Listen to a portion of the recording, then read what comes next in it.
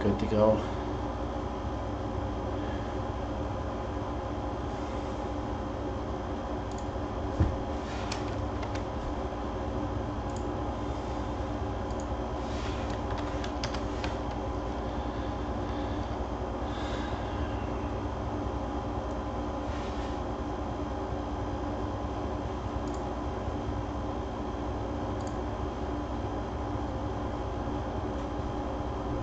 Alright, the title didn't go through.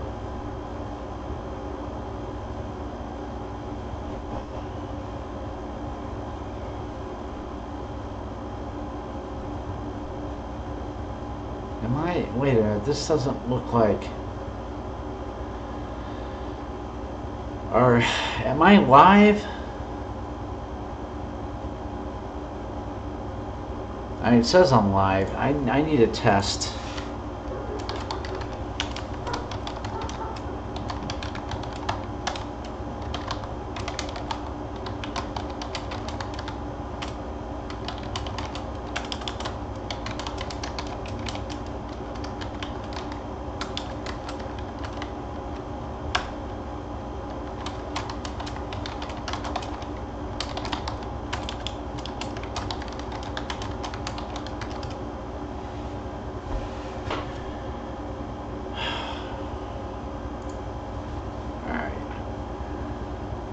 It is.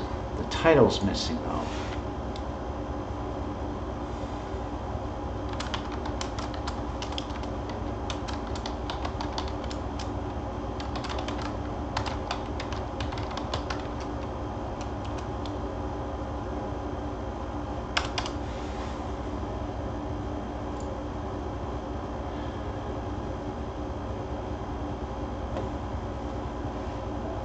I mean, am I looking? Yeah, that looks. Yeah, everything looks current, and everything that's here is showing on there. So I guess I am live. Anybody who's watching this video, I apologize for the uncertainty. I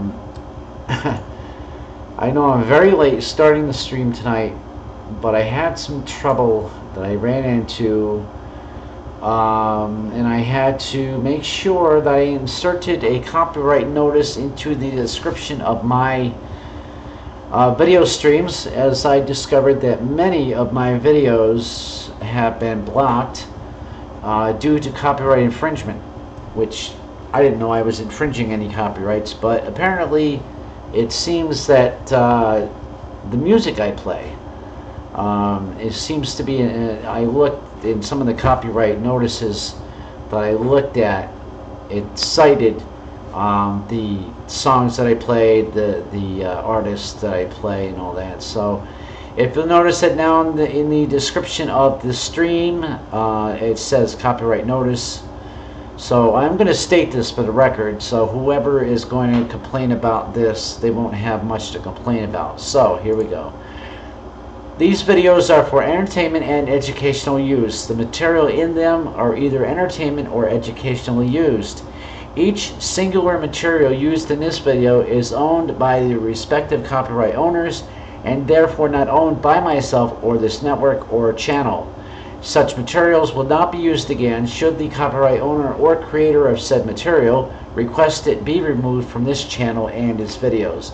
Nothing in this video is used for commercial purposes. All materials are used for educational and entertainment reasons only. So there, I've stated it for the record, so I hope that this will not happen again. I certainly hadn't intended to step on anyone's toes as far as copyright goes, so I just hope that that this is cleared up. So so since I was so late, I'm just gonna go right into my subject matter for this evening. And tonight, I just got this book today in the mail. I ordered it a few days ago, and I'm kind of excited to have it. And that is this here book right here, King of the Witches, The World of Alexanders by June Johns. The copyright belongs to Miss or Mrs. Johns. This is her work and her work alone. It's not mine. I'm stating that for the record. And I'm using this only for educational purposes. I have no intention of using it commercially. So this is the book I plan to read from. And this book is essentially a biography of Alex Sanders. I first had exposure to this book 25 years ago when I was a young would-be priest. I can't remember now. I can't remember if my high priestess had let me read it prior to my first degree or shortly thereafter. But this work, a little story about it, just a short little story, is that back then my high priestess wanted to make this certain sections of the book. She wanted to make it available to all of her students, you know, when it became necessary. So she asked me if I would take the book, and she wanted me to get to know Alex intimately. She felt it was important for me to do this. She felt it was, I'm trying to find the wording. She felt that there was some sort of correlation, and that maybe I was fated to learn from Alex. She has said to me many times how I bear a physical resemblance to Alex. I never saw it, but she has sworn up and down over the years that she could swear that I have some small physical resemblance to Alex. But I became interested in him, so she asked me if I would undertake the task of taking the entire book and typing the whole book into her computer so that she could print off, run copies off of whatever material she wanted to use to instruct the students. And she did this also because she wanted me to learn about Alex, and she knew that if I was hand typing every page, every word of the page, that I would be reading the material and I would be soaking it up, really soaking it up. So I did it. I did the entire book, cover to cover. I typed the whole thing, and it took me it took me about a month. You know, it took me about a month or two. I can't remember exactly the amount of time, but it took a while. But I was at it, hammering on that keyboard daily or as often as I could to get the material typed in and saved to her computer, which back then I don't even think we had an internet quite yet. So it was basically a word processor that I was putting the book into. So it was very exciting for me because I wanted to learn about witchcraft. I really, really did. And I felt this was, if I accepted this task, that was at least one indication, my way of showing my high priestess that yes, I wanted to learn this stuff. I really wanted to learn it. So I figured that if I undertook that task for her, then that would really drive it home, as if she needed any further proof. She knew I was one of those students that was going to take to the teachings like a duck to water. She knew that. So I took the task and I did it. And so I got to know Alex very intimately. And over the years, his teachings and his techniques and methods of practice have been a mainstay for me.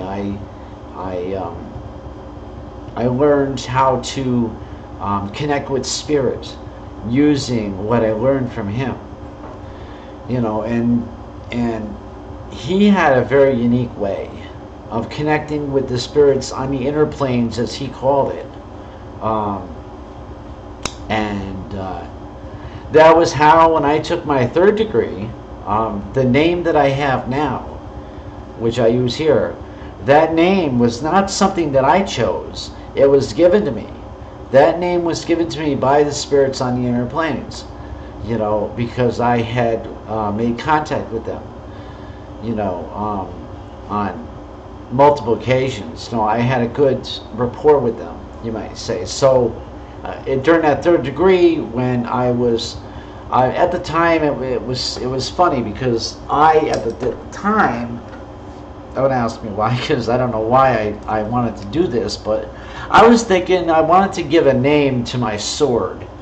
You know, that's what my thinking was at the time.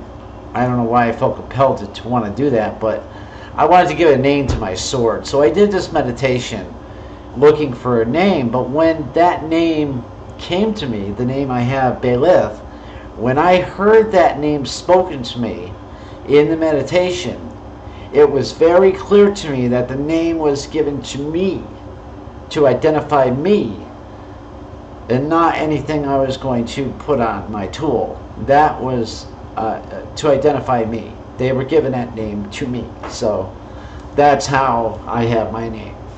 So and this book, I mean, this book was first published in England in 1969, and then in the United States a year later in 1970. And I think it's still, even to this day, I think that this is a very good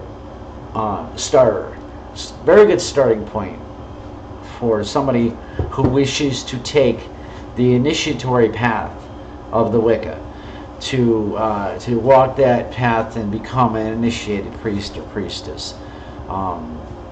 And that this is the, at least in the way that I teach it, you know, or others use other techniques in other books by other authors, but this is one that I would use.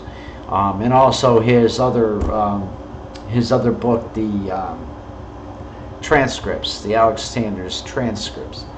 That's another thing that I would use for teaching of students. And I have that also. I made sure that I had the transcripts, both the book and the audio tapes that go with the book. I felt it very important to have this book.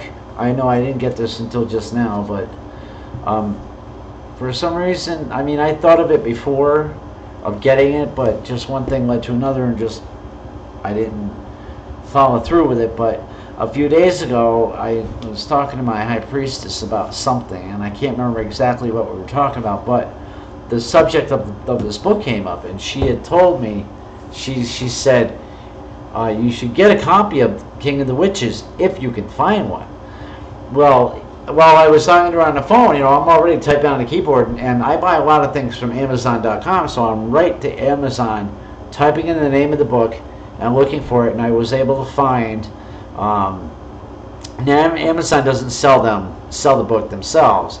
It's no longer in print, so the only copies I'm going to find is from other sellers, people who have had them and would just like to pass them on or whatever. So I did find a listing. I think there was probably 6 or 8 listings of the book, varying prices. You know, the most I saw was for $70. The copy that I bought was about $20. So, and I also, you know, was looking for a condition of the book and everything, and this is in very, very good condition. There's a little tear up on the up here on the dust jacket, but other than that, there's nothing else in this book that indicates any kind of use. The pages are not folded or torn or dog-eared, nothing. There's no writings or markings in the book. It's amazingly preserved, this book. So I am going to do my best to make sure it stays that way. I thought about maybe, I don't know, I thought about taking the dust jacket off of it. I don't know. But then that might detract from the, I don't know. That's what it is. It's purple underneath. I didn't even look at it. It's got a purple, that's why somebody, you know, somebody on Amazon, another one of the sellers, had described the book that it had a purple cloth cover with gilt lettering on the spine. I'm thinking, well, where is that? I don't see that, but it is here under the dust jacket. Gold gilt lettering on the side, blue purple cloth cover. Beautiful, beautiful. I mean, I love this book. Purple too. Purple is a very powerful color in magic. It's a very, very royal color too. So I think for tonight I will take that dust jacket off while I'm reading it. Jaded Sapphire, there you are. Excuse me. So Jaded, now that you're here, I started late tonight, and I had a bit of a problem getting my broadcast started, and I had to correct some copyright infringement issues. So, but I got that corrected, and now I'm broadcasting again. And I hope I don't run into any other issues with that. So, just because you had just stepped in, I'm reading from this book tonight, King of the Witches: The World of Alex Sanders by June Johns. So this is what I'm going to be reading from.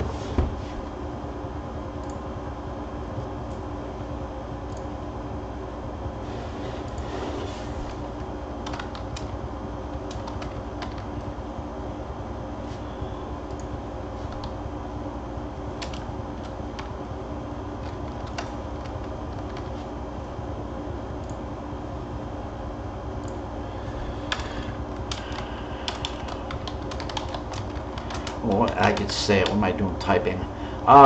Good to see you, Hellbound Heathen. I'm glad you stopped by. So it's good to see you. So you can see, obviously, I just said what I will be doing tonight, the reading I'm going to be doing here. And so away we go. I'm going to start this right from the introduction, and we'll go from there. Since the dawn of history, man has believed in miracles. The first tribesmen to discover the healing power of herbs, or to recognize clouds as the forerunners of rain, were elected magi, or wise men. From this, it was but a short step to divining the future, and to the formulation of spells to increase fertility or destroy enemies.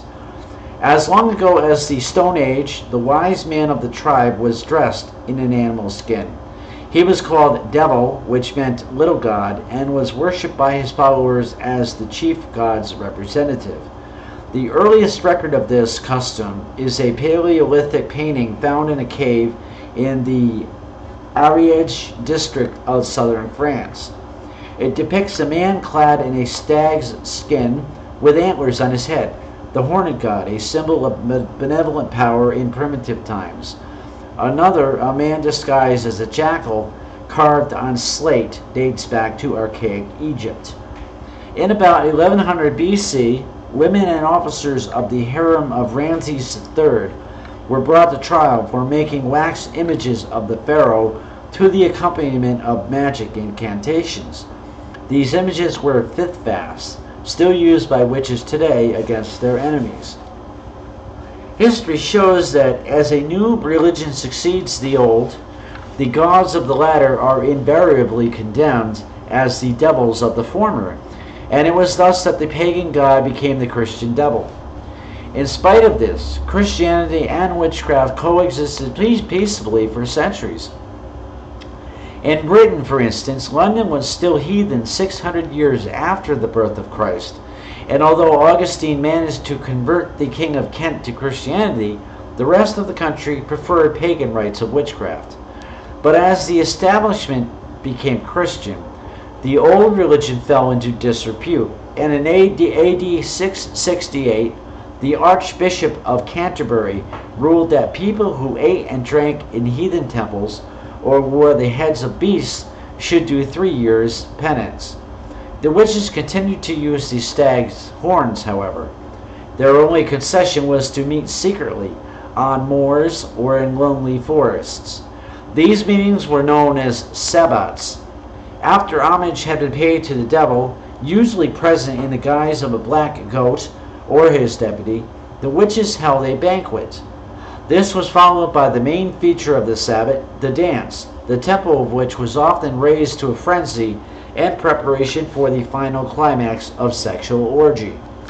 It is important to note at this point that although we have few historical records of white witches at this time, and must include them under the general term witches, modern white witches, who are the subject of this book, believe that they are descended from, and adhere to, a separate tradition embracing the worship not of Satan, but of the horned god and the Earth Mother, symbol of fertility, the oldest goddess known to man.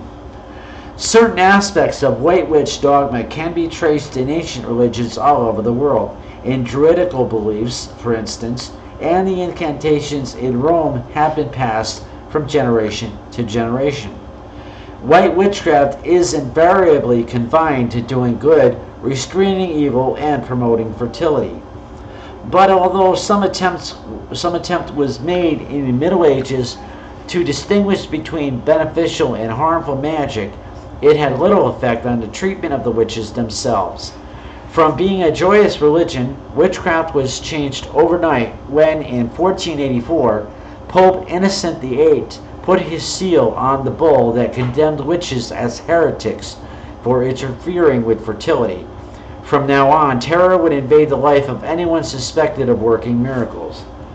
In 1486, two members of the Inquisition, with the full approval of the Pope, wrote and have published the book Malleus Maleficarum, which described in considerable detail methods of discovering and punishing witches and ways in which magic could be harmful.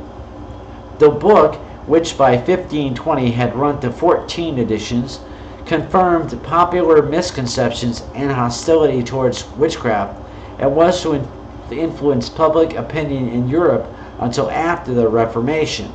Protestants were even greater witch haters than their predecessors. One of the first countries to declare war on witches had been France, where they were burnt at the stake several decades before the papal bull. At that time, whole villages still followed the old religion, and even the priests, who were mostly drawn from the peasant class, were only outwardly Christian. Having tried to stamp out witchcraft by persuasion, the clergy, backed by civil law, overcame it by force, the same fate as had befallen the ancient religions of Egypt and of the Aztecs. In England, tolerance had prevailed until the arrival of the Inquisitors. At first, the law forbade them to use torture, but nevertheless, rumor and terror were rife in every village. The clergy claimed that all witches had made a pact with the devil, who in return gave them a familiar, usually in the form of a domestic animal, to run errands for them and bewitch their enemies. At a time when most people believed that the earth was flat, it was not difficult to imagine such evil properties in any obedient animal, especially if its owner were unsociable and lived alone. Spiteful women are not confined to the 20th century. They abound in medieval Europe. As the activities of the witch hunters increased, Henry VIII himself decided to profit by it. In 1542, a law was passed not only condemning witches to death, but confiscating their lands and money. All over the country, men and women were dragged from their homes on the flimsiest of evidence.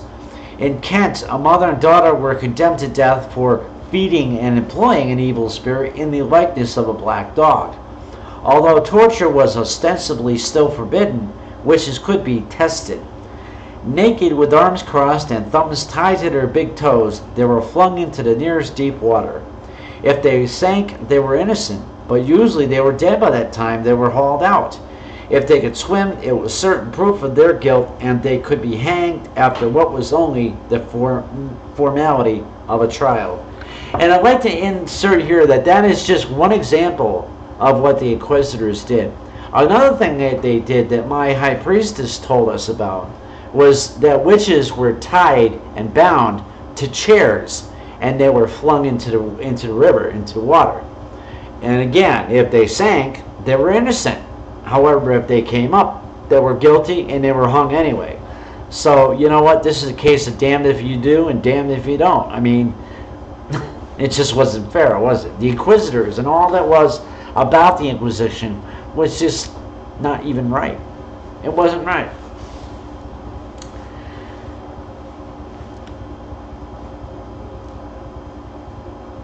Right, Jaded. Yeah, good point. There is no more black or white. I mean, we witches, we recognize now, as many do, that there really is no black or white. Energy is energy. It's neither created nor destroyed. It's only what we use it for that gives it its definition and makes it, you know, quote unquote, either black or white. You know, but there's really no color there anymore. You just have to remember the book was written in 1969. So, shoot, I was only just born that year. Queen Elizabeth went further than her father.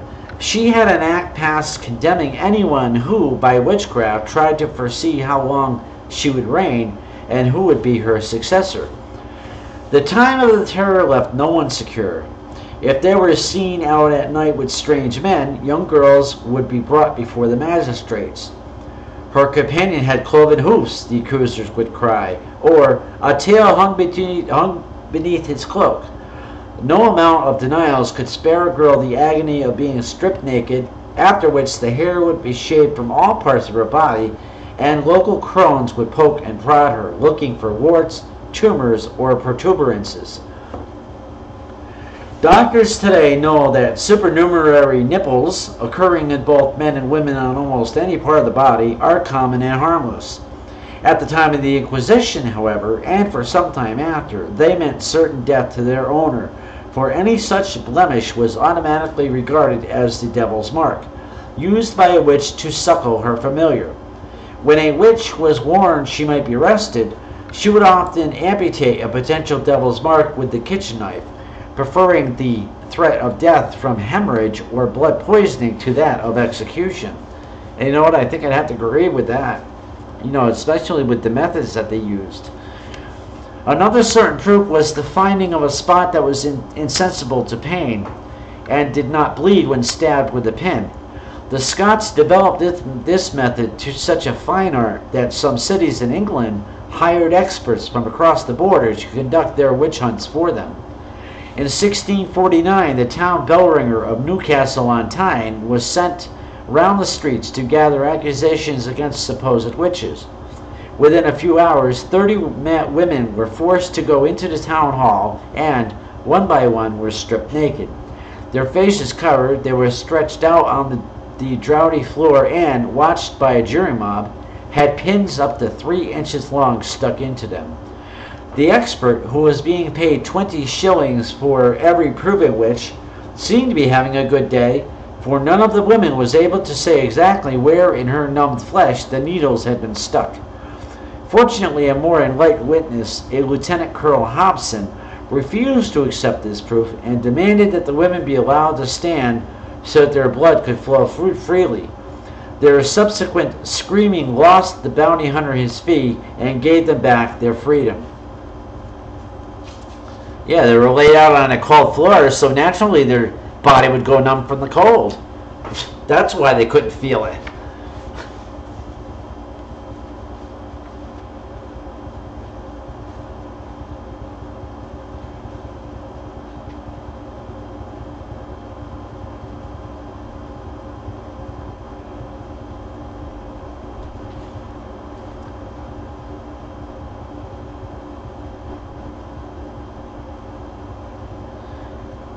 What happened to Marcus?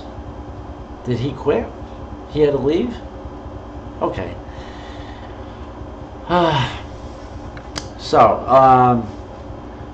In 1662, so many people had died from the results of being pricked that the custom was dropped and replaced by gentler forms of persuasion, such as denial of sleep. The suspect was put upon a wooden stool in the center of the room so that she could not rest her back.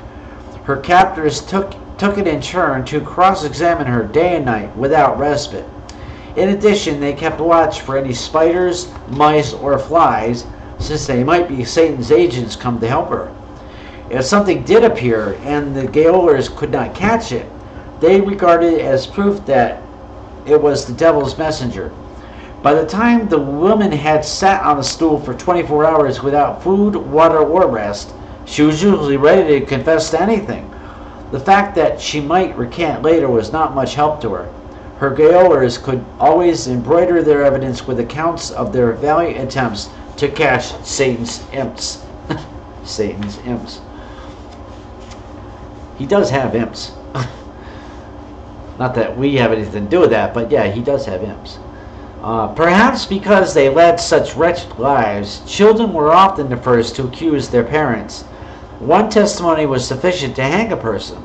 A child who felt he had been unjustly punished might run to the village gossip with the news that his mother had been visited by an owl at dead of night. The fact that the owl had nested outside his home ever since he could remember would be conveniently ignored. And if the child repented and tried to tell the truth when he saw his mother being taken off to gaol, everyone would nod sagely and agree that the poor child had been bewitched. 9 women were condemned at Leicester on the evidence of a single boy who claimed they had bewitched him. And at Lancaster in 1612, the court accepted the evidence of a 9-year-old girl. 9-year-old, acceptance of a 9-year-old. Not every witch denied the charges. Many went into great detail about the spells they had worked and were proud to be named. These same prisoners went to the gallows almost gaily, just as much martyrs to their religion as the early Christians who were thrown to the lions. Despite the vivid imagination of witnesses, the credulity of the public that encouraged them to believe the fantastic lies they were told, and the general fear of witchcraft, many judges refused to accept the evidence even when it included a confession. An average of 20% of the accused were found guilty and executed. The others were either let off with a year in gaol, which could amount to a death sentence in those unsanitary days, or were set free. Am I pronouncing that word right, or is it just pronounced jail? G-A-O-L. I know that's an old English term, right? So is it just pronounced jail, or is it pronounced Gale? I don't know. Agent 199, if you're watching, you missed me reading the introduction to King of the Witches, but I'm still reading it, so.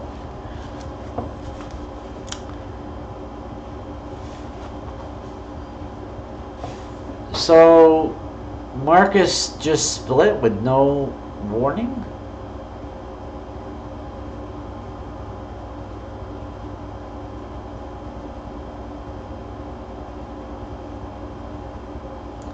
Anyway,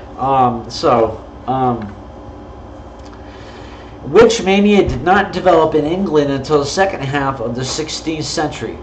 Between 1542 and 1684, about 1,000 people were executed for witchcraft, the most dangerous period being from 1598 to 1607, when 41% of those charged were sent to the gallows.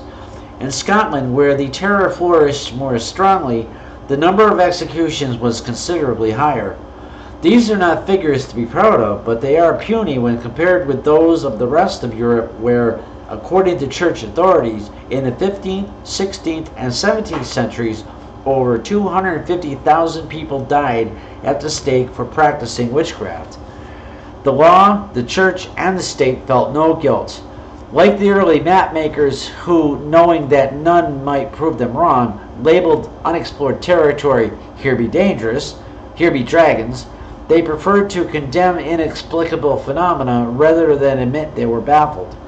Better to blame the devils they knew than let the public suspect there might be greater devils as yet undreamed of. The last person in England to die for being a witch was Alice Mallard of Exeter, who was hanged in 1684. In 1736, the Act of James I was repealed. It now became illegal to prosecute for witchcraft, sorcery, or enchantment. Instead, anyone claiming to be able to work magic by witchcraft could be sent to prison for a year, during which he had to spend a whole day per quarter in the pillory of the nearest market square. The prosecutors The persecutors and witch prickers, had done their work well. The books of magic, or grimoires as they were called, were seized upon by collectors. Many of the witches' close secrets were discovered in the Key of Solomon, a copy of which is preserved in the British Museum. Clutching the remnants of their faith, the survivors of the witch hunts went underground, but not for long. Eliphas Levi, who was born in France in 1810, Eliphas Levi was born in France in 1810. Roman Catholic priest and magician, Levi was not ashamed to announce that he was a witch and could conjure up spirits. Later, he revealed his methods to an English occult group led by Bulwer Lytton, the novelist. Soon, half a dozen similar societies had sprung up. The members dabbled in magic and witchcraft, black and white, the former for revenge and even murder, the latter for healing, divination, and self-preferment. By the time Levi died in 1875, he had paved the way for a renaissance in witchcraft. Aleister Crowley was born in the same year, and he came to consider himself the reincarnation of Levi. When Crowley was in his 20s, he joined tripping over my words there. When Crowley was in his 20s, he joined the Society of the Golden Dawn, of which W.B. Yeats was a member, and he became a skilled magician. Before long, he was recognized as an incurable practitioner of black witchcraft, by which means he indulged his sexual appetites and his craving for power. Although he made a mockery of their laws with his orgies and his use of heroin, he is still acknowledged and respected by many English witches. Known as the Great Beast, he wrote a textbook on magic, Magic and Theory and Practice. He died in 1947. Speaking of Aleister Crowley, I don't know how true this is. I don't know if it could ever be found out how true it is, but when I was studying Satanism, my satanic high priest, he used to tell us that that Aleister Crowley, he died in a meditation, so to speak, I guess. Some sort of trance meditation or something, but he said he died as a result.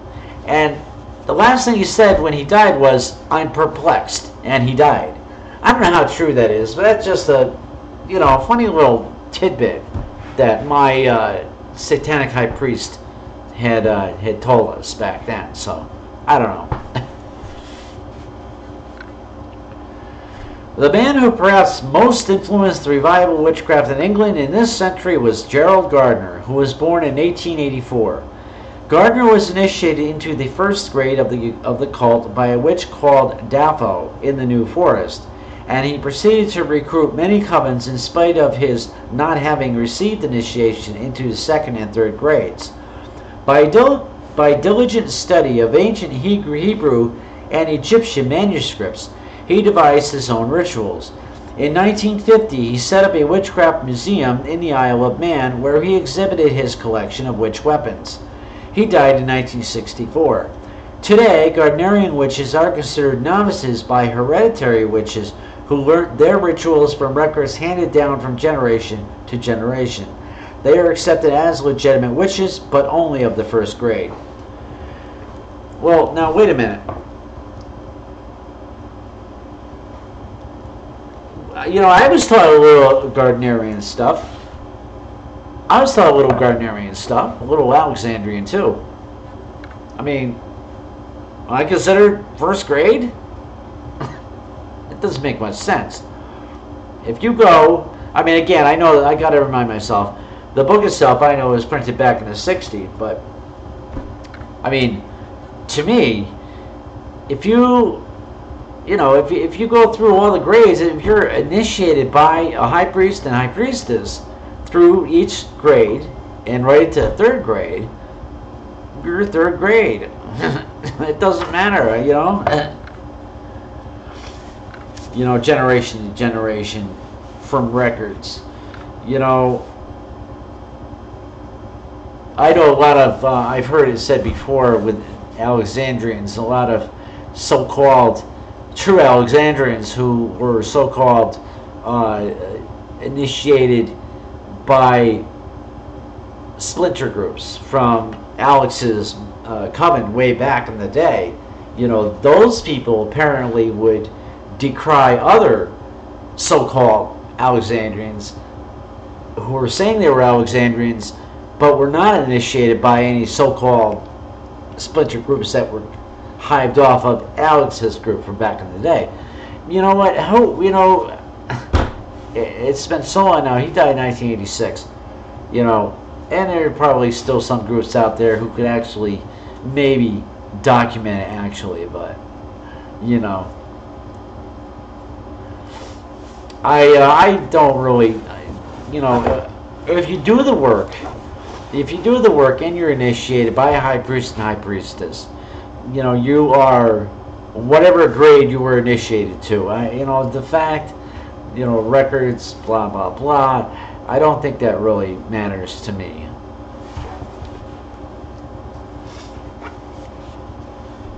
And what kind of records are they talking about? I mean, it's not made public. You know, all you have is the stuff that is secretly known. It's not like it's going to be found publicly.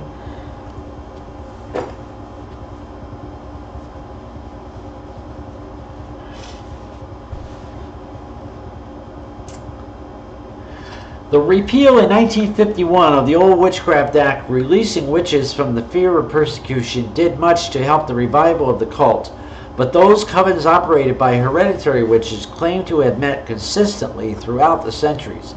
Alexander Sanders himself is descended from a long line of Welsh witches and was initiated as a child by his grandmother.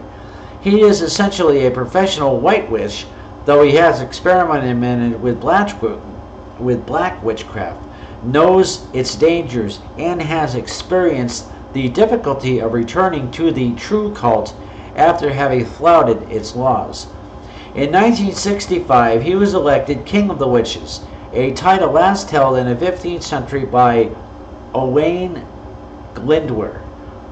Glyndwr? Yeah, I think I'm saying that right. Owain Glyndwr, the last independent Prince of Wales, from whom Sanders believes he is descended.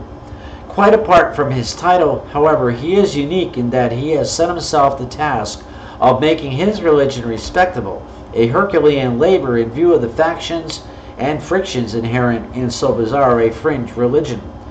This book is not intended as a study of witchcraft. A number of competent writers have already dealt with this subject. Dr. Margaret Murray, for one, in her Witch Cult in Western Europe.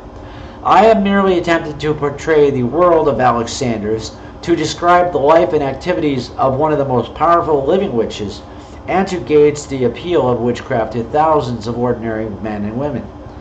My own position with regard to the phenomena in that I would no more become a witch than I would a parachutist, and for the same reason, fear. Even looking into my own future holds no attraction for me. That witches can see the future, or part of it, I have no doubt. That they can alter its course, I prefer to deny. Witches have no monopoly of wisdom, and the only common denominator amongst them is the joy they find in their god and goddess. Reared first as a nonconformist and then as an Anglican, I was taught early to fear God. Later in life, when I was exposed to high-powered evangelism, I found that He could be a jolly good fellow when pleased and a thunderer when thwarted. But none of this prepared me for the utter naturalness of the relationship between the witch and his god. It is one of love and understanding, without artifice or hypocrisy. The witches I met were truly pious. When I consider their ways of worship, in particular the nude rites that appear to be so ludicrously out of place in religion, I find I must rethink my attitude towards more familiar religions. To an agnostic, is the calling down of the moon any more absurd than the act of genuflecting? What is genuflecting? Is the lighting of a candle to a long-dead saint more credible than tying cords around a wax image? Is the Immaculate Conception more easily believed than a vision in a bowl of water? I have drawn no conclusions beyond this. For those like me who prefer their spirits mixed with soda, Witchcraft affords a fascinating glimpse into another world. But for those who are drawn to the supernatural, who are prepared to devote time and trouble to it, witchcraft offers no less than the power to achieve a new dimension in life. And that's the end of the introduction. And for those who does come in, I have been reading the introduction to the book, The King of the Witches, The World of Alex Sanders. And I'll be doing a study each week on this book now, because I do want to read through the whole thing. I think it's important. And I don't think I tend to believe that if I didn't have this book in my hands right now, it wouldn't be important to do a study on it, to read it each week. Okay. Let me now let's see.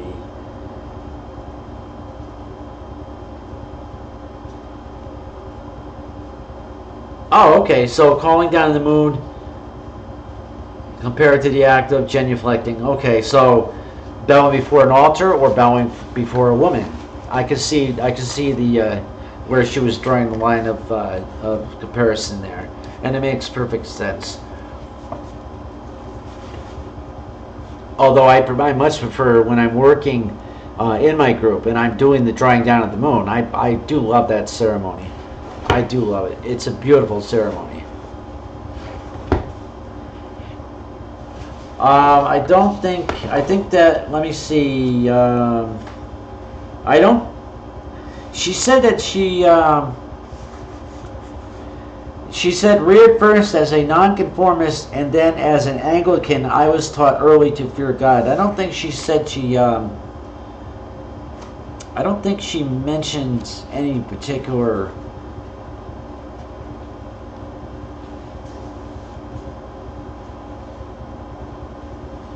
She was saying, is the Immaculate Conception more easily believed than a vision in a bowl of water? That's all she was saying.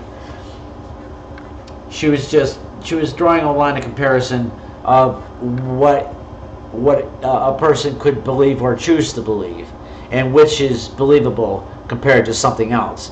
So she was actually, I believe that she was trying to portray to the reader to keep an open mind.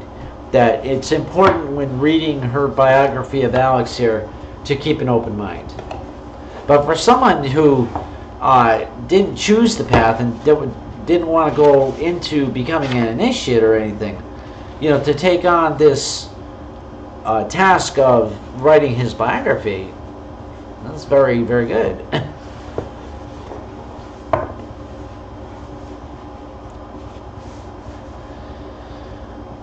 So, Anglican, okay, it's similar to Catholic. I see. Alright, so, Chapter 1, The Young Initiates.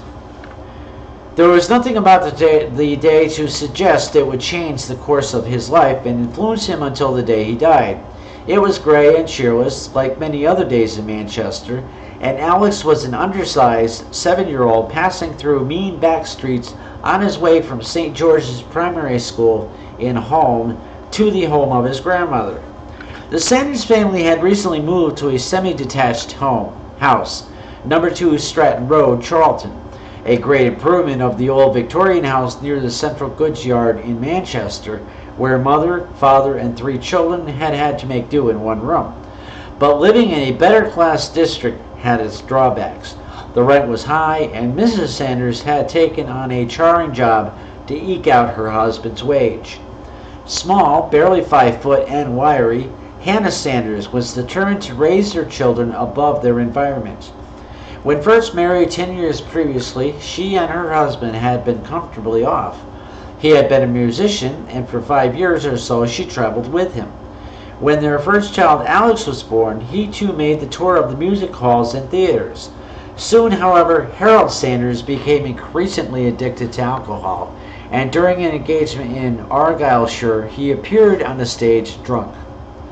He was instantly dismissed. His reputation preceded him. Never again was he able to work in the theater. He became a hod carrier, and the family rented the terraced house in Grave Street, Manchester, until they had saved enough to move to Charlton. Now it was one long struggle to keep heads above water. Harold took private pupils for lessons on the cornet, and sometimes worked for prize brass or silver bands at weekends. But frequently he took refuge in drink, distressing his wife and terrifying his children. Hannah reassured them about their father's illness. She regaled them with stories of their paternal great-grandfather, who had been captain of a tea clipper. She never mentioned that he had been captured by Chinese pirates and buried alive. She cleaned for a tailor in Charlton, who had a son in the same size. Let me start that sentence again. She cleaned for a tailor in Charlton, who had a son the same size as Alex, and once every 6 months she agreed to forego her wages of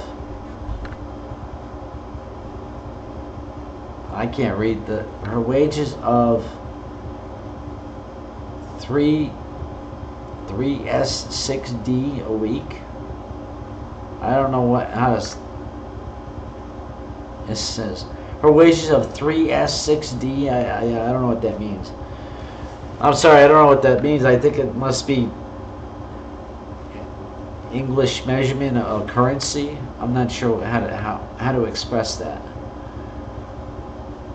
In return for a parcel of clothes outgrown by the tailor's son. The family lived on bread and dripping those weeks, but Alex was warmly shod and well dressed for another half year.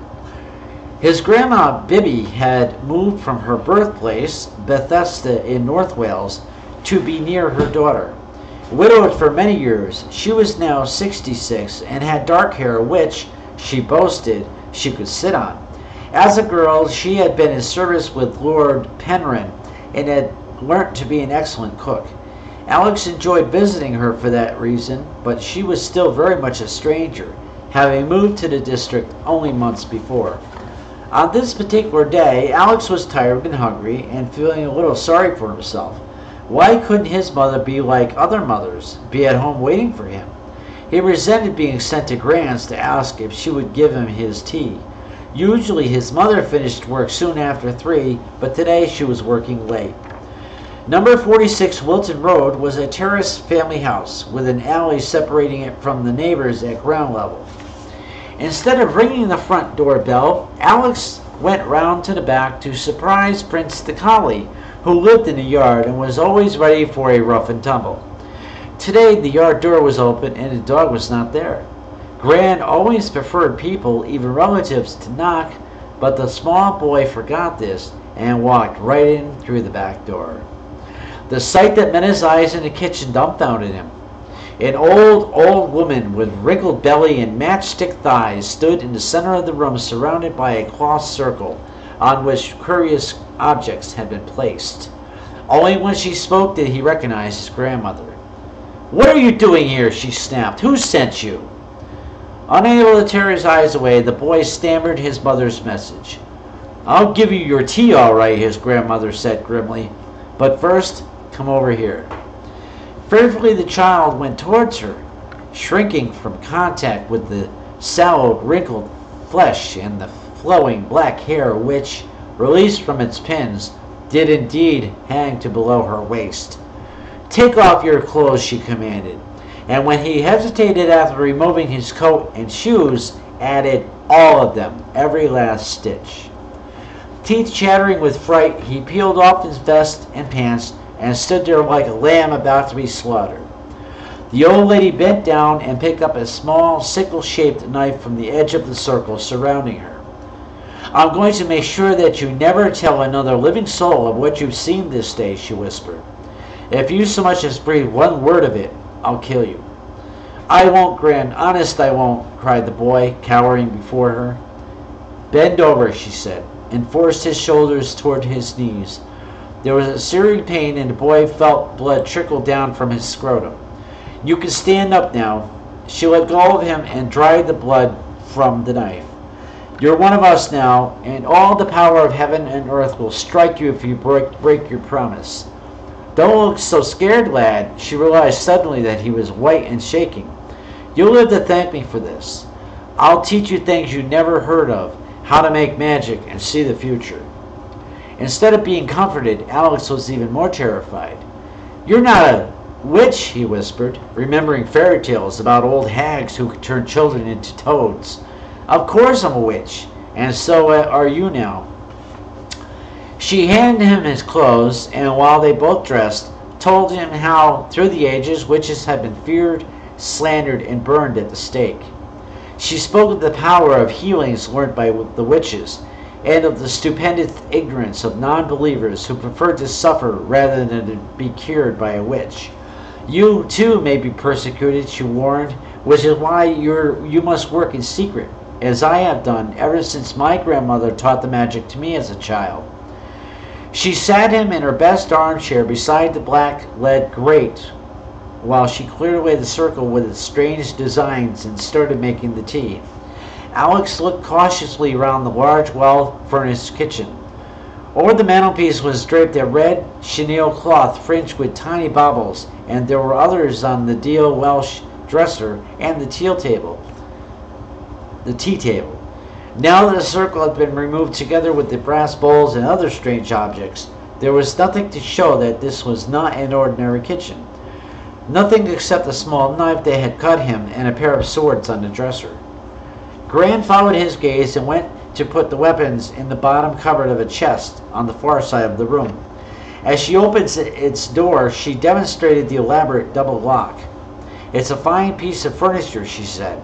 My grandfather used to drive the stagecoach from Bangor to London, and he had this strong chest especially made to house the silver he had collected. Alex knelt beside her as she took from the cupboard a crystal bowl and a black-hilted knife. This is my Athame, she said, showing him the knife. When you are old enough to be fully fledged witch, you shall have one too. Alex was not sure that he wanted one. He preferred the crystal, which reflected the black and red tiles on the floor and the cheerful glow from the fire. But his grandmother would not let him hold it for more than a minute.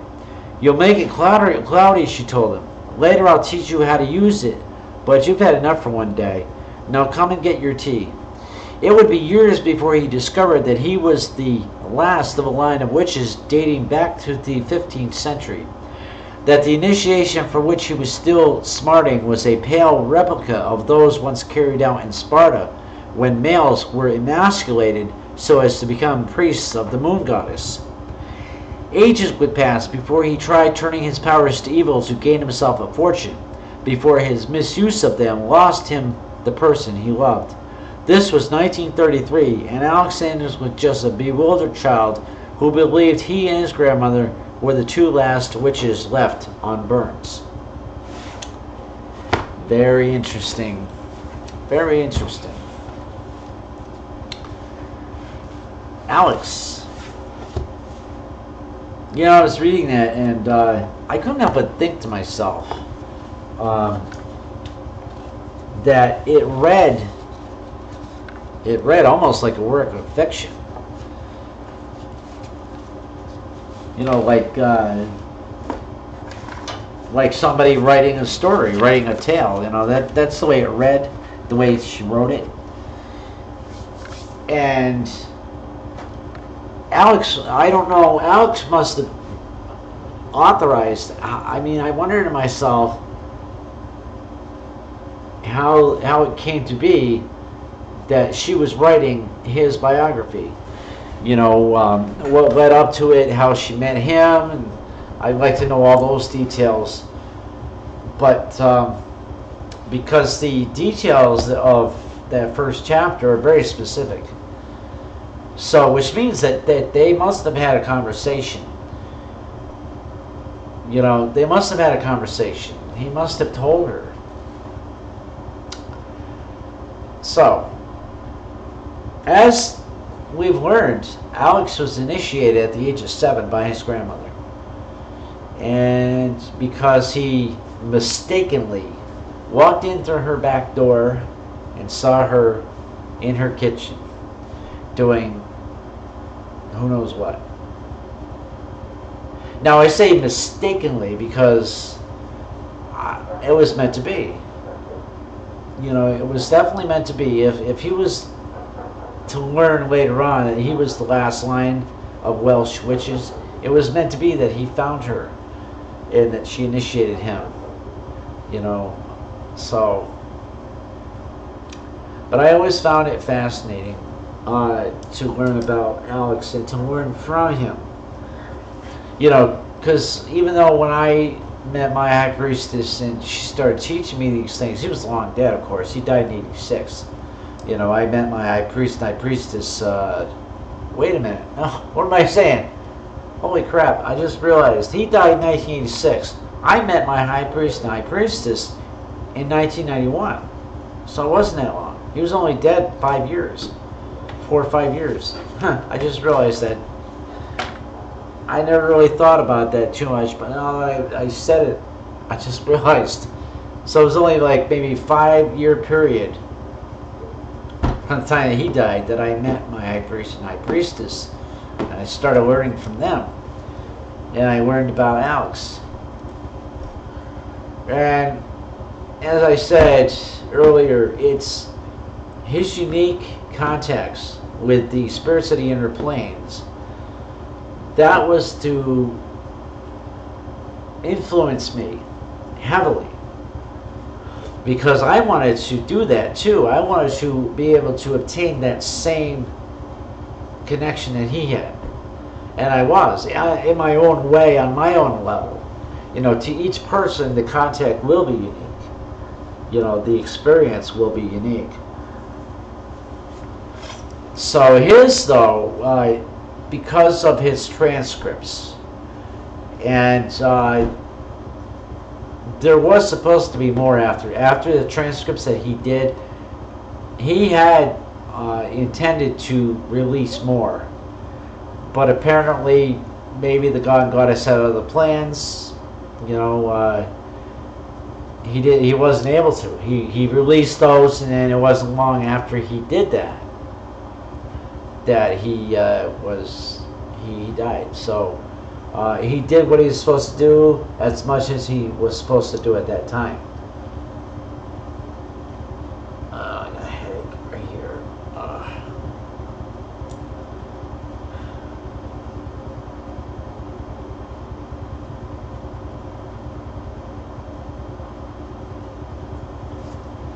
So, comments. Do we have any comments about the material I've read, anything we've discussed?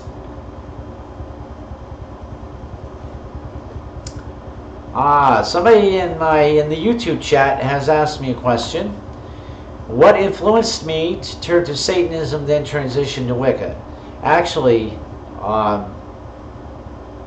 was in Wicca first, transitioned to Satanism, then transitioned back to Wicca. The influence came when I was 16. I met somebody, or I knew somebody at that time when I was 16, a guy that was my age, and I don't know, he didn't have any occult learning that I know of, or his family wasn't into anything like that. As a matter of fact, his mother and father were strict Christians. So for him to do what he did, what I'm about to tell you, was very shocking indeed. But I can't remember exactly how it happened now. Maybe I told him I had an interest in the occult.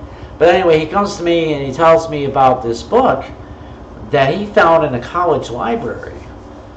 This book which detailed how to summon a demon, and this demon would show me the hidden treasures of the earth. And it wasn't until a long time later, when I was in Satanism, that this demon was the demonic treasurer known as Lucifuge Raphael. Okay, but at the time I didn't know that. I just saw, hey, oh yeah, this is a cool ritual. So the ritual detailed exactly how to do it. There was preparations to be had.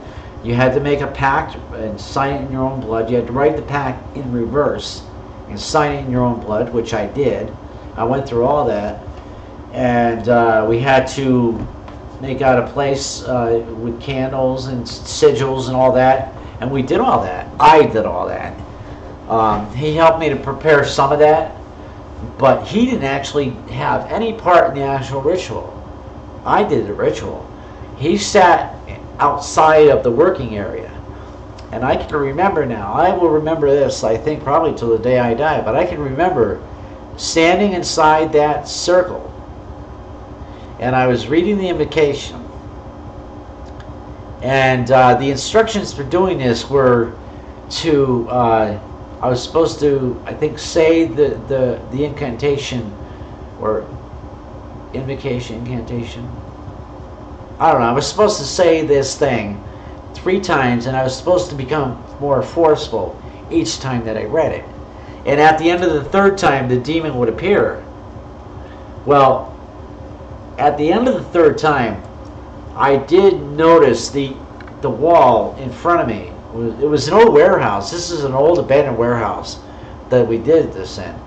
But I was facing toward the back wall of this warehouse, and I noticed that thinking back now, I can remember that the wall in front of me had become transparent, and the air was kind of shimmering.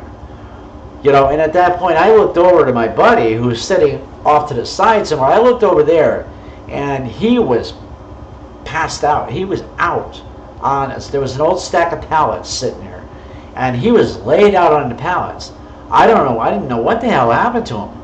I didn't know what was going on. He was passed out or something. So I don't remember the exact details anymore, but what I do remember is that I terminated what I was doing immediately. Got afraid of it or something, but I terminated what I was doing immediately. And I think I went over. I think I went over to check on him, and by that point I think he was coming out and set up. But anyway, that was what influenced me. Some years later, now I didn't immediately do anything after that, but there was a period of, now I was 16, right? And then between the age of 16 and 20, for like 4 years or so, my life was very chaotic. I got myself in a lot of trouble. I was arrested, I don't know how many times, for just drunken, disorderly behavior. It was just pure chaos. And looking back now, it's probably because of me practicing, of doing that ritual, and then just simply leaving what I had been doing without doing any kind of dismissals or anything. So it's probably the demons were toying with my mind or something. But so at the end, it was like at the age of 19, I did something really stupid. I ended up doing 11 months in county jail for that. And then I got out and I moved. I was in New York State at that point, but when I got out of jail, I moved down here to Massachusetts. And within a few months of moving down here, I was already thinking to myself, well, I got to get back in the good graces with the dark spirits. You know, I offended them in some way. I had some kind of inkling that what I had done. So I was just very young, and I was just stupid, very stupid. You know, so I don't know what exactly saved me the second time that I messed up. You know, thought I wanted to do the dark power thing, and I went so far as to I stole some brass candle holders from a church.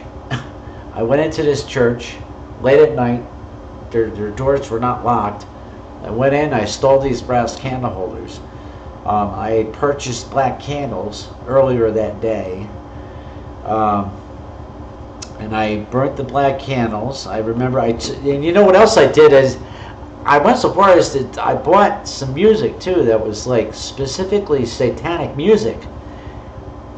And I bought these tapes. It was cassette tapes back then. So I bought these cassette tapes. I purchased blank cassette tapes. I recorded that music onto a blank tape and then opened up those tapes, wound the spools backwards, and then played the music in reverse. And while I did that, I was using marijuana back then, so I used a little marijuana with it. Put the music on, I put my headset on, I just laid back in my bed while the music was playing in reverse. And like a few minutes later, I remember opening my eyes just kind of snapped open, like, and right to my left was a black shape, was standing there looking at me. There was a black shape there, I shit you not. There was a black shape standing there. So, what was my reaction? I ran straight out of the house. I bolted out of the house. Again, here I was calling to these powers, and again I was running away in fear. I don't know what happened, what saved me from that. I mean, they didn't toy with me that time. I don't know what happened. But, well, no, here's what happened there. Again, my life did get a little chaotic. I ended up, I lost my job and everything, and just a bunch of stuff happened. And I actually had 2 jobs. Lost them both. Things got chaotic. I ended up moving to another town here in Massachusetts. Actually, up here to where I am now, I ended up moving here. And then, now this is November of 1990. I moved up here. And then, I should write a biography myself. Anyway, so I moved up here in November 1990. And then it was probably, I think, yeah, it was around summer, shortly before, right about summer, maybe June, July of 1990. That's when I met the daughter of my high priestess. Kind of funny how I met her. Another person I knew at the time, they were going off on a spat, something about this person being in her house. This person was a devil worshiper and blah blah blah, you know. And I wasn't. My ears perked up at that. It wasn't so much the devil worshiping part I was interested in. I was interested in pursuing magic again. I was really interested in pursuing the occult still, but I just didn't have any teachers. I had no communication with anybody of the occult. So when I heard this person going off about this other person who was involved with occult stuff, I immediately made sure that I met this person, who was the daughter of my high priestess. So I met her, and she gave me her mother's business card. Her mother owned an occult shop that she ran out of her own home. So I called her, and we set up a meeting, and I met with her, and my teachings started almost immediately. You know, I was surprised at how quickly that all transpired. You know, it was, my teachings practically started like in no time flat. I can't tell you how long it was from that first meeting to when I actually started getting taught, but it wasn't very long. Because in August of 1992, which was about roughly 14 months or so after I met them, I was getting my first degree initiation. So, and then, well, here's where when the transition occurred. It wasn't long after I got my first degree initiation that I felt a calling. I felt that pulling again back to darker things. I started getting another interest in that again. So by this time, my high priestess, she knew about, I told her everything about what happened when I was 16. She knew of all that stuff. So she knew I'd been involved with darker things before, and about how badly I got messed up from it. So when I started feeling that call to it again, she made sure that I was put into contact with a satanic high priest who lived in the area. He had a coven. She made sure that I would meet him and get taught from him. So that's when I went with him and studied under him. The only thing is because the darkness is very alluring. It has an appeal to it. It can be very seductive. And once you get into its grasp, which is really your own darkness, to really get down to brass tacks and simplicity, It's your own darkness, okay? I got seduced by my own darkness. You know, I fell into the void. There's a void in your soul. There's the void. There's a pit, and a bottomless pit, and that's where everything that is of your worst fears, and nightmares, and terrors, anything that you can think of is in this void. You know, the void of the human spirits, in this big bottomless void. You know, and when you're walking in a spiritual path, you're learning about yourself. Now, this is within a Wicca teaching. You're learning about who you are and what you are. You're also learning how not to fall off into that void, into that pit. You know, it just simply is. Think of it like this. It's like that's the primordial chaos from which you sprang. So the idea is to learn about yourself and your spirit and all that is of you without falling into that void, back into that chaos. So when I did the satanic teaching, but my problem was that I did fall into my void. I fell up into it, and I didn't come back to Wicca for almost 17 years. It was a very long time. I still had my first degree initiation. You know, that's something you don't lose once you become a witch or a witch. So I still had that. So now the next question on everyone's mind would be probably, well, what made you come back? I never left, to tell you the truth. I think that, simply put, I never left. It was always my home. Wicca was always my home. I just simply moved away for a little while. You know, I had to go learn this. You know, I had to learn about this. Right, I had to do this transition to know myself. I had to fall into this void. So that's what happened. And then at some point, there was a tragedy that happened to me in 2005. There was a tragedy, and it was then that I realized that was the end for me. That was the beginning of the end of my time in this void. I think it was a wake-up call, and it was a very horrible wake-up call, but nonetheless it was a wake-up call, and that's what triggered me to at least want to make a break. I think not right away. There was still that part of me that was convinced. I was utterly convinced for a long time that I couldn't leave. You can't leave the satanic path. Once you commit yourself to being a disciple for Satan, you don't just leave. It just you're there. You don't leave. I was so convinced of this. That was another reason why I was there for so long. I was utterly convinced of this.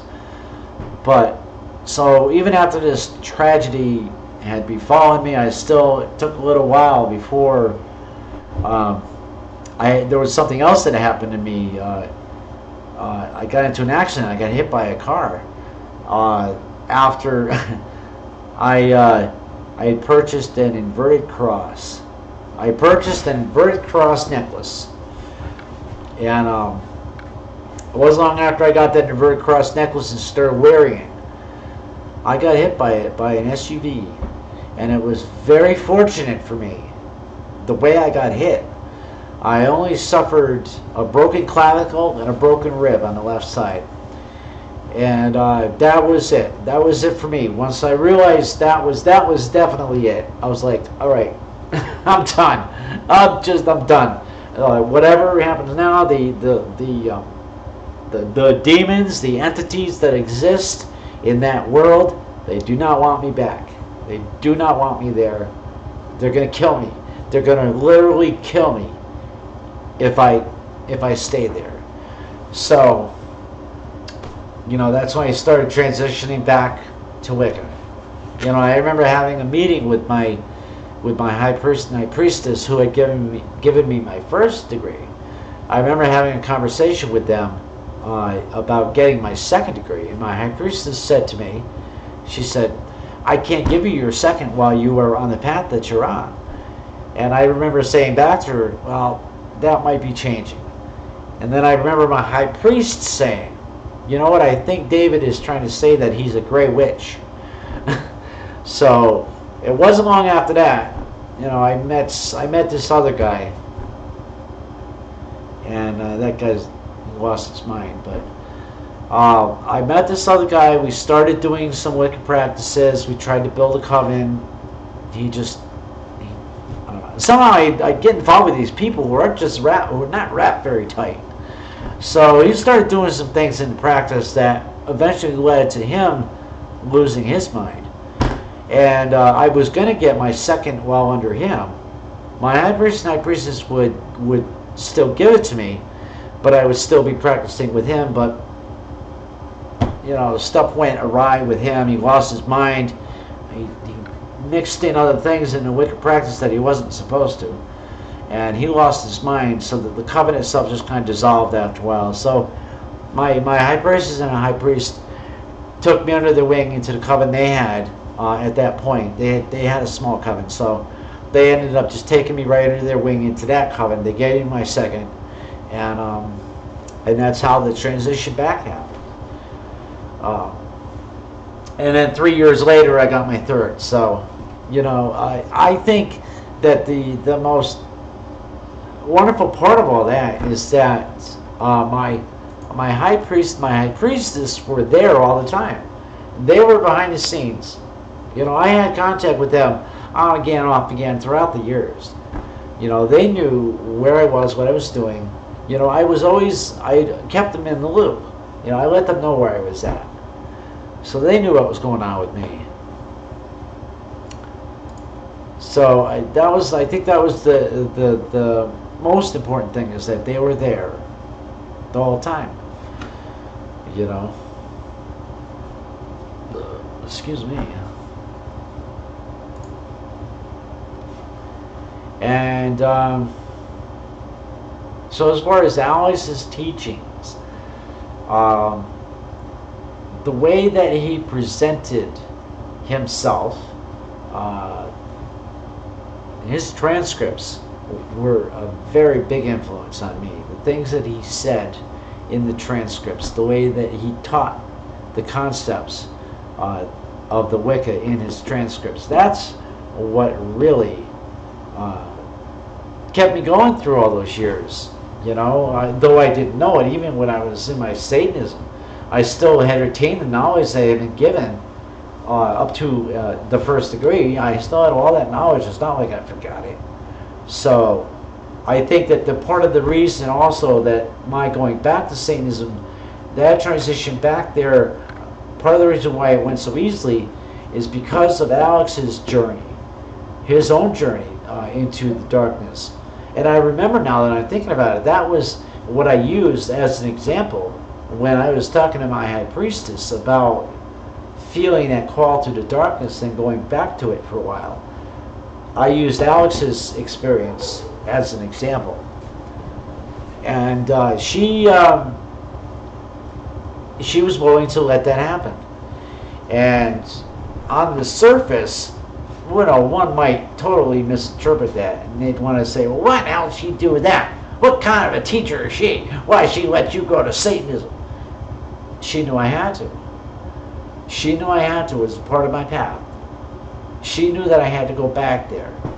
And she also knew that I would be coming back to Wicca at one point. You know, she's a very wise person. She's a very wise person. So, yes, Alex Sanders, very, he was, you know, there's a lot of things, a lot of words I could use to describe him. I wish that I could have met the man in person. But who knows, when I pass onto the Summerlin, maybe I'll meet him there. You know, I think, you know, I like to believe that all of us witches who believe in that place and believe we go there, I'm going to meet them all. and we'll meet them and know them and remember them once again and love them again. You know, it's all, it's those words are in our marriage rights, you know, but they still apply even if you're not getting married. I think that witches themselves, it's still going to apply. When you go to Summerland and pass on, you're going to meet and know and remember and love them again. You know, love is love. So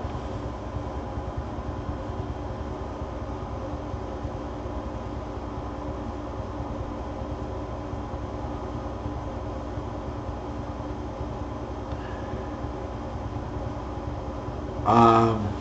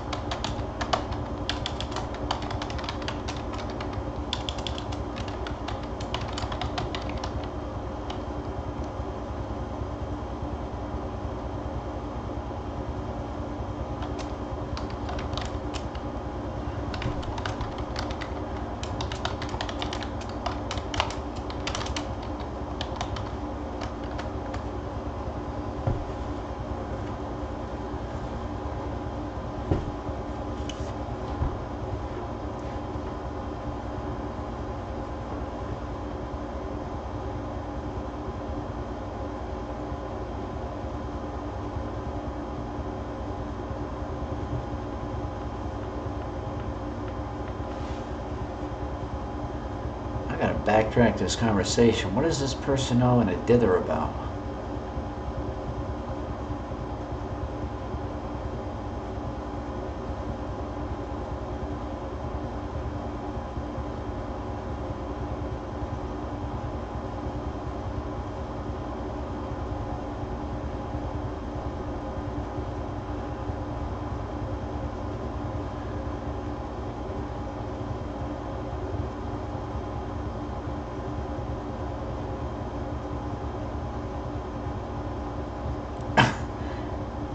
Kasasa, you got nothing. I'm not threatened by you. Mental illness, special thing that a person can have, but sometimes it leads to inaccurate thinking. Well, that's certainly true.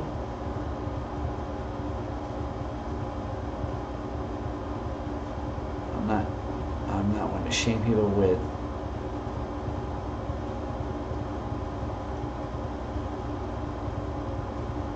disturbing thinking on Kasasa's part.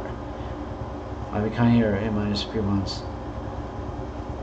Regular.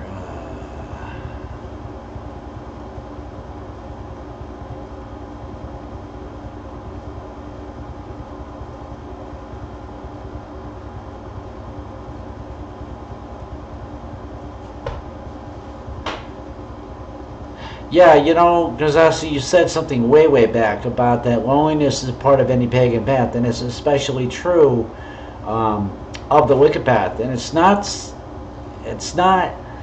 that there's just a lot of things that one learns about himself that nobody else can teach. So a person has to spend a lot of their time with just themselves, because they need to get to know themselves, and nobody else can teach them that. So that's why this path is it can be a very lonely path at times.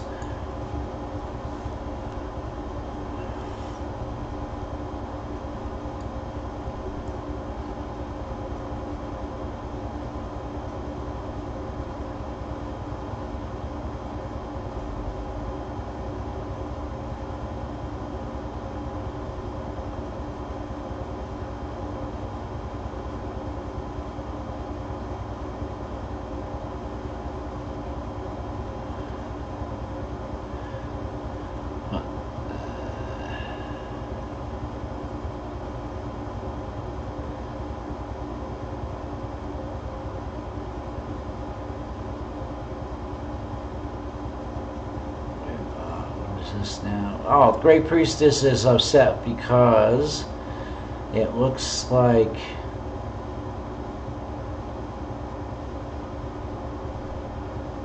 Looks like they came in wanting to talk about what they wanted to talk about, and they were told about the broadcast being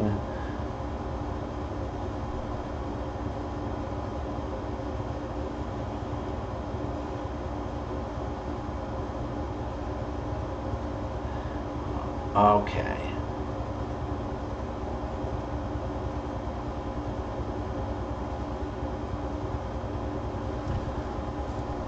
Ah, here we go. I'm actually an initiated priestess.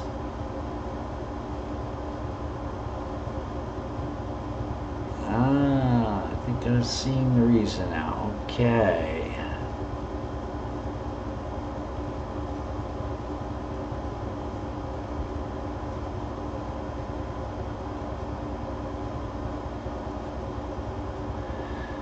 How old was Sanders when he died?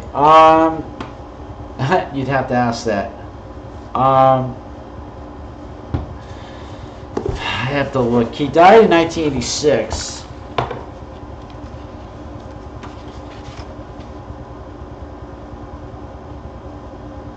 I'm trying to find out when he was born. Did it say in here when he was born?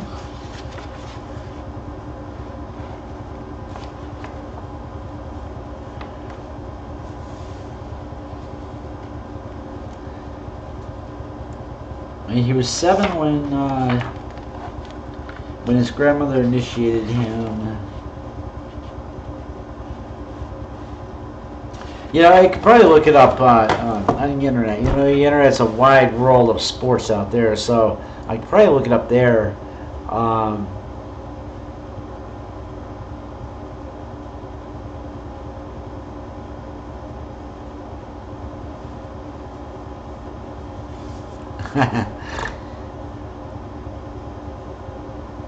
Alright, Nia. Part of it is that, whoa, wow, chat's moving fast. Part of it is that what we see in ourselves, what we see in the world is changed by walking. It sure is. I got that word dither from my high priestess. I never heard of it until she started saying it.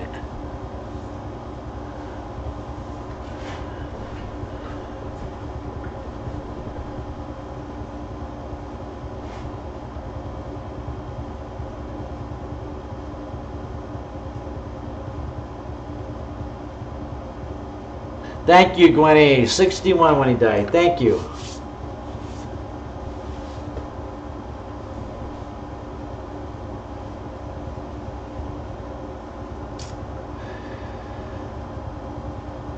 So I'm wondering if maybe I can help this great priestess out. If she would just get on the broadcast, maybe I can help her out. I don't know if she wants to be helped. I don't know what kind of help she's looking for.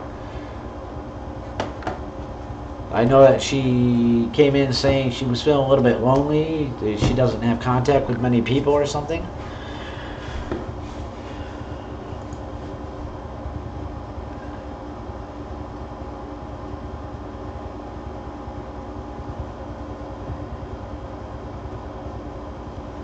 Who was that, Zebora? Maxine. Who did she marry?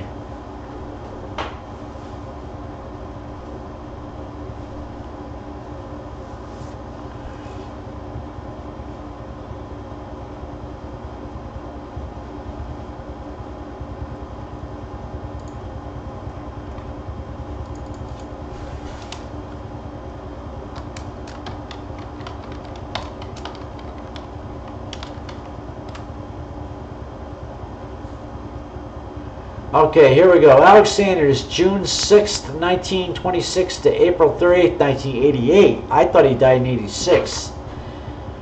So he actually died in 1988. So 1926, 1986. He was actually 62. Yeah, he was 62.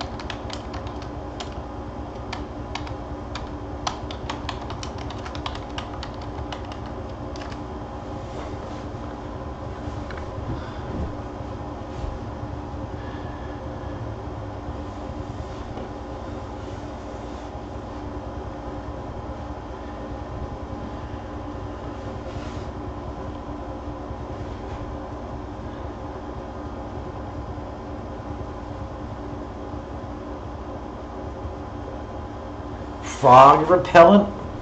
Is there any such a thing as frog repellent?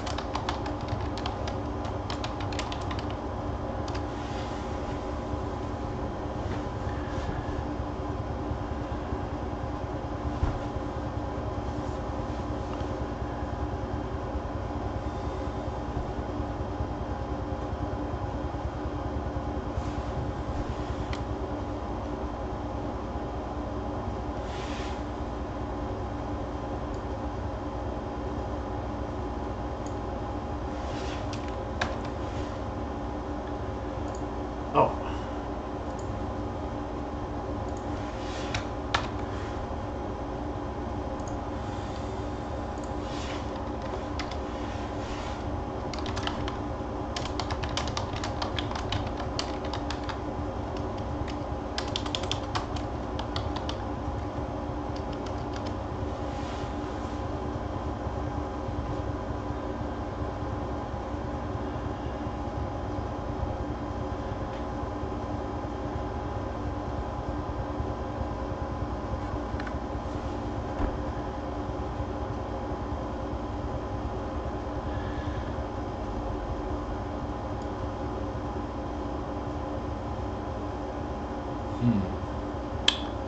Yeah, it's kind of hard to do one-on-ones at this point.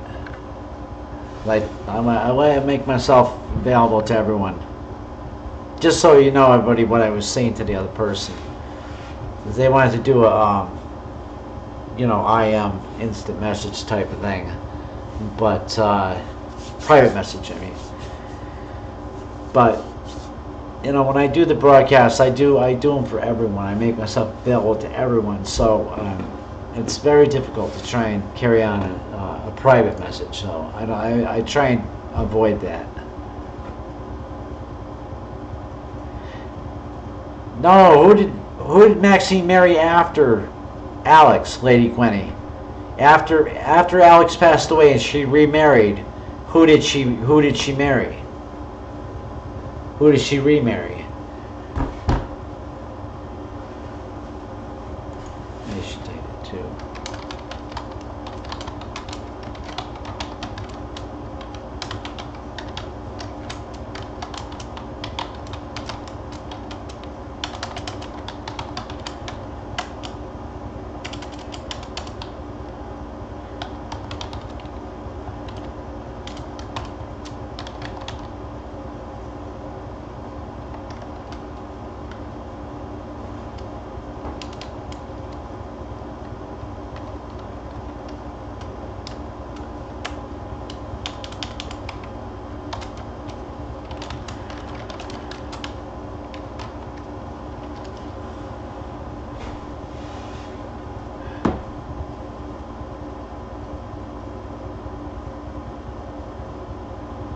Oh, you were thinking about, oh, right, yeah, because Janet Farrar did remarry Gavin Bone, who was a friend with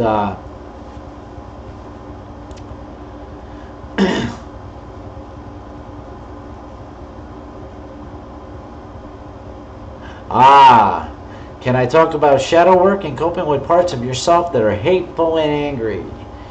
Yes, I can, because I think I could very definitely relate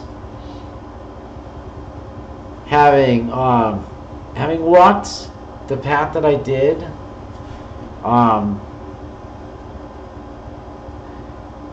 It gave me kind of a unique perspective, because coming from Wicca the way I did, and then going into Satanism that way, and then looking at myself now, instead of looking at myself solo and not within the confines of some sort of teaching structure, teaching model, now I had that ability to do that, and it was with some kind of structure. So now I had the 1 year or so of the Wicca training under my belt when I went there. Now this gave me a unique way of looking at those parts. Every one of us has hateful parts of ourselves, angry parts of ourselves, chaotic parts of ourselves. But I can't tell you how you can cope with it, because you're you and I'm not you, and I don't know you, so I can't tell you how exactly to go about it. Each one of us has got to find a way. That's where this path can be very lonely, because there are certain things, such as what you're asking, nobody can tell you exactly how to go about coping. And I'm sorry that I can't. I'm trying to find the words that can help you. I do know that when we're in the Wicca and we're taught to look into ourselves and look at these things, we're told that in order to progress in the teachings, we have to utterly accept. We have to be willing to accept those parts of ourselves, all parts that we come across, even those angry and hateful, spiteful, and dark things about ourselves. We have to be willing to at least accept that they are a part of us, a part of our nature. You know, we can't deny parts of ourselves just because we find them unsavory or distasteful. We have to be willing to at least accept they are a part of ourselves, even if sometimes we give into a hateful emotion, or an angry emotion. Just because we are Wicca does not mean we don't have these emotions. We have learned to accept them, A, as being part of ourselves, and B, we also know that they may come to the surface from time to time. The important thing is to realize that they are a part of ourselves, and that we catch ourselves when a moment of anger or hatefulness rises up. We can catch ourselves at that moment and learn from the emotion, rather than trying to squash it down, or rather than trying to be confused about why it's there. We can learn from it. Okay, what happened just then that we felt that hateful or angry emotion? What was it about the situation that caused us to be hateful or angry? There's always a reason why it happens. We just need to look at the situation. And we also have to be willing to look and say to ourselves, I'm the cause of that. I'm the one that caused myself to be hateful or angry. Nobody did it but me. Why? Because I was the one that made that choice. Nobody chose that for me. I became hateful or angry about a particular situation because I wanted to. True enough that the situation itself could have had elements in it that made us become hateful or angry. But again, the important thing is to examine that. Catch yourself right at that moment. I'm hateful. Okay. I'm going to stop. Okay, let me stop. I'm going to look at it. I'm going to look at the situation and try to find a resolution for it. I'm going to try to find that peace.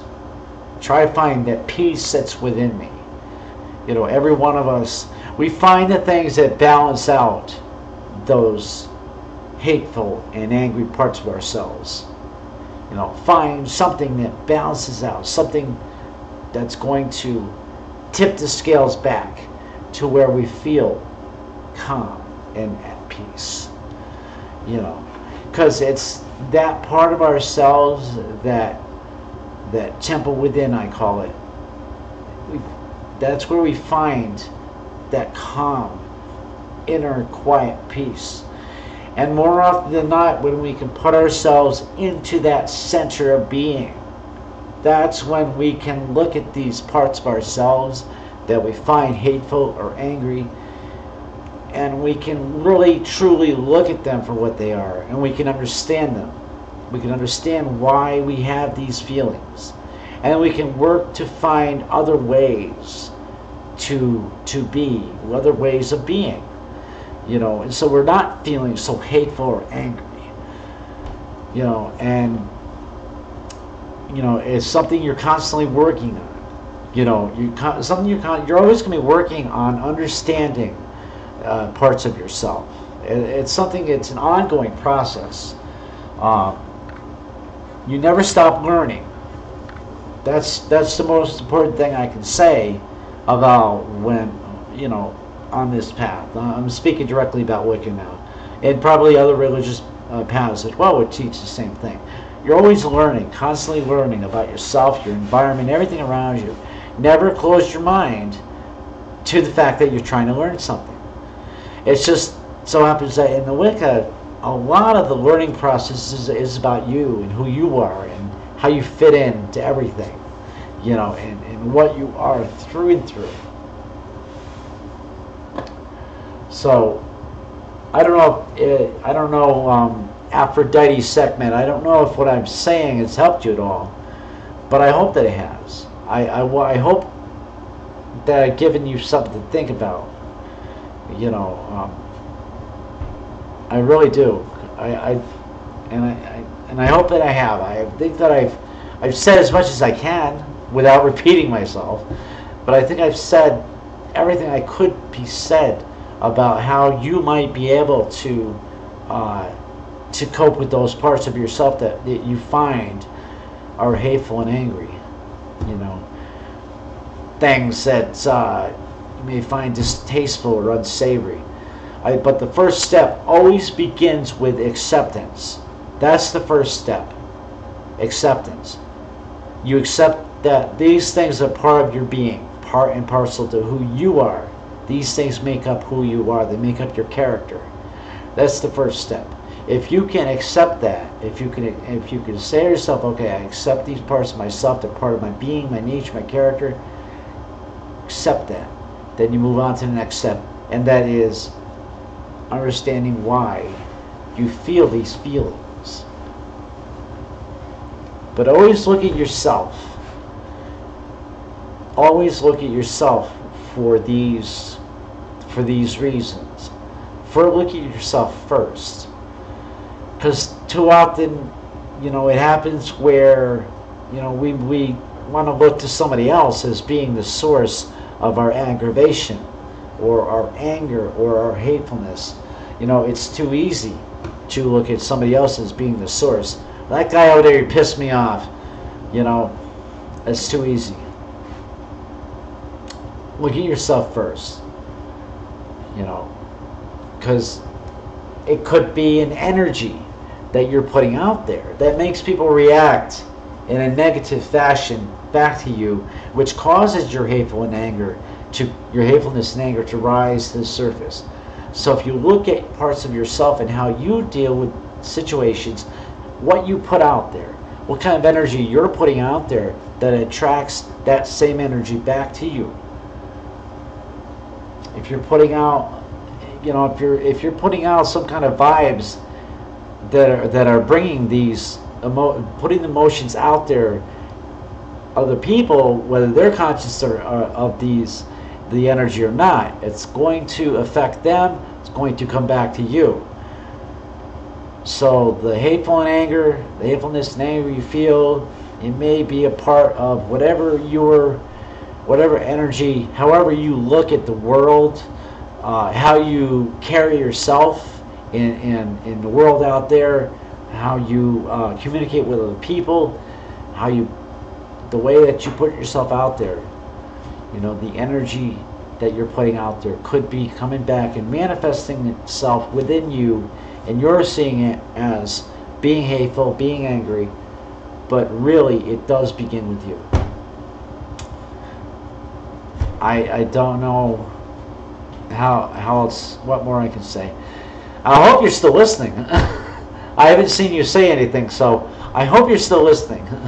I hope I didn't just say that for nothing, but it really wasn't, because I know other people are listening, and I hope maybe I can help whoever else might be listening. So, if you could let me know if you're still there, that you heard what I said, and you can give me a little feedback, and that would be nice.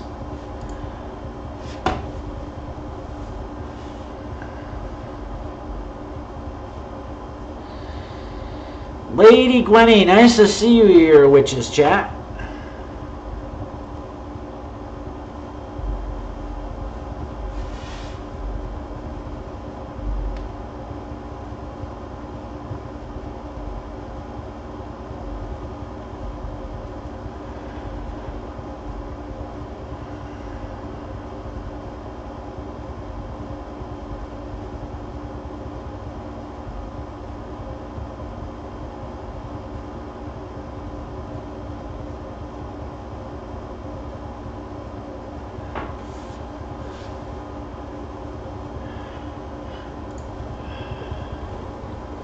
Okay, good. I'm glad.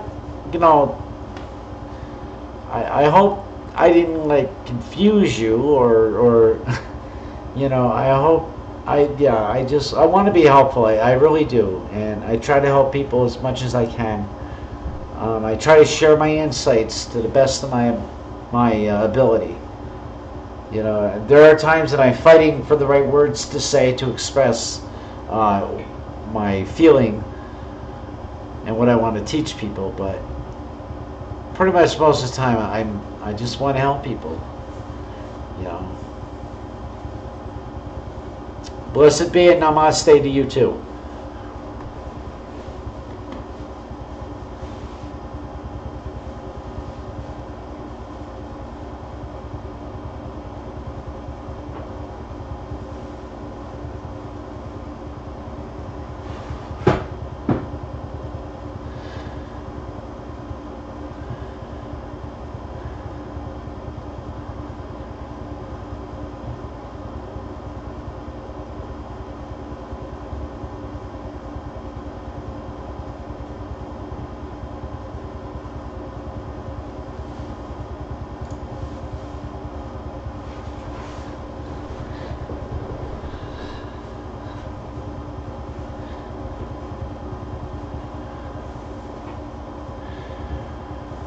Alright, well everybody, it's been wonderful and great to talk to you guys, and boy, I ran almost an hour over what I usually do. But really, truly, I had started late anyway, so it's been great, it's been wonderful, and I've had an awesome time. And next week I will, of course, be continuing to read on The King of the Witches, Chapter 2, Magic Childhood. I'm totally fascinated. Like I said, I'm very fascinated with Alex Sanders, and I haven't been able to read this book for 25 years. I only read it the one time when like I said, when I copied it into my High Priestess's computer back then. That was the one and only time I ever got to read this book. So, now that I have it again, I actually have it for myself now. I'm going to read it. You know, I'm going to read it so that I can help to use his teachings to help enlighten other people the way that they enlightened me. So, with that being said, I will. Okay, one last question. Lady Gwenny has asked, what led me to my path? Well, I seem to have a memory now. I don't know. I've never been able to confirm this memory, but it must have happened. I never got a chance to, when I got older, I never got a chance to confront this person about what I'm about to tell you. But I have this memory, and all I can say is that if the memory feels very, very real to me, so it must have happened. I had to be about 8 years old, and I was at a friend of the family's house for a Halloween party, and they had a daughter. The friend of the family had a daughter. I think she was like 16 or 17, and I was about half her age. I was like I said, I was about 8. She used to babysit for my parents, this girl, and so I was at their house for a Halloween party, and at some point I was upstairs in her bedroom. Imagine that, you know. She's 17-year-old, I'm like 8, I'm up in her bedroom. But she had a Halloween costume on, and what, pray tell, costume was she wearing? A witch. I remember this clearly, so it must have happened. That's all I can say. I remember it that clearly, that it must have happened. I remember in particular, she had a box on her dresser that had a stuffed toad inside the box, and it had the writing on the box that said "horny toad" on the box. I remember it. It was that clear to me. So I was in her room at some point during the evening. I don't even know how I got up there. I don't know if she led me up there or if I wandered up there. I don't know. But I was in her room, and I remember that she showed me a small black book. And I remember her telling me that one day I would have one just like it. And fast forward years later, the writing of my first book of shadows, that memory came back to me when I was writing my very first book of shadows. That memory came back to me. That, I think, that single event that was started, that planted the seed. Because nothing happened, like I said, till I was probably 16. I had that poorly performed ritual, and then I was like 21. Yeah, I was 21. 20. I think that 20. 21. 22. I think going on 22 when I met my high priest and high priestess. But I think that it was that one event that planted the seed. So if I had to pick one instance, yeah, that had to be it. I think that's what led me. But then again, it didn't lead me so much as the path found me at the appropriate time. That's the way I'll say it. That the path found me at the appropriate time, when it was time.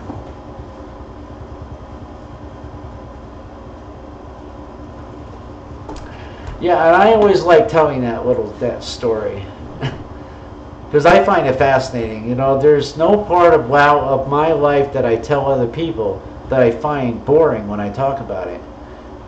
I like to tell about my experiences and the things that I've done, because not only is it fascinating when I remember that stuff, I like to think that in a small way my experiences would help somebody else. So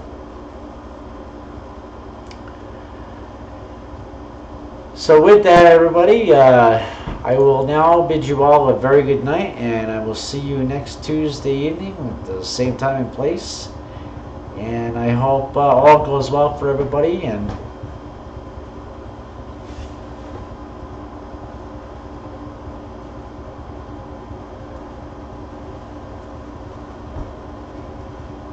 well, Marcus Agrippa, thank you for that, but I'm not young either anymore. I may not be old, but I'm not really young either. I'm pushing 50 now. But there was once a time in my life I would never thought I'd be able to say that. Thought I'd be dead by now. But anyway, everyone, again, I want to wish you all a good night, and I'll see you back here next week. And I thank you for having me. So with that, I bid you blessed be and merry part until we shall merry meet again. And may the light and the love of the Lord and Lady shine upon your path wherever it takes you. Good night.